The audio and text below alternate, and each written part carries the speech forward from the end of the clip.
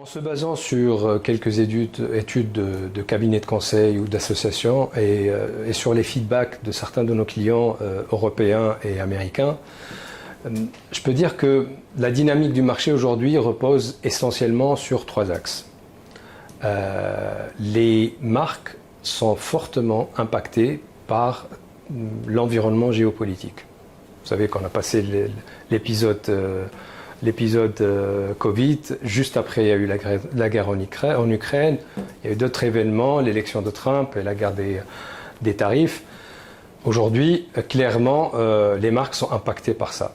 Il y a un deuxième volet, c'est que le mode de consommation a drastiquement changé. Les consommateurs changent d'avis constamment et en plus de ça, on n'a plus beaucoup de consommateurs fidèles à une marque. Ils cherchent à optimiser les prix, mais aussi à acheter des vêtements éco-responsables, faits par des gens qui sont plutôt socialement responsables.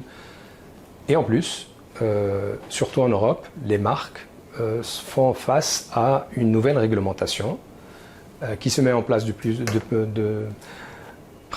progressivement depuis début 2025 et qui les pousse vers une posture plus éco-responsable, plus durable. En se basant sur les challenges qu'on a vus pour les marques, clairement les tendances vont aller vers principalement trois axes.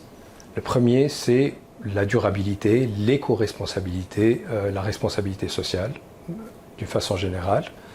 Le deuxième, c'est la transformation digitale en utilisant l'industrie 4.0 et l'intelligence artificielle.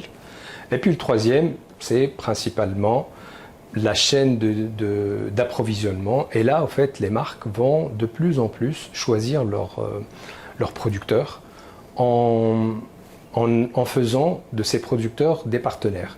Donc, ils vont avoir besoin de producteurs beaucoup plus agiles, beaucoup plus flexibles, rapides à livrer.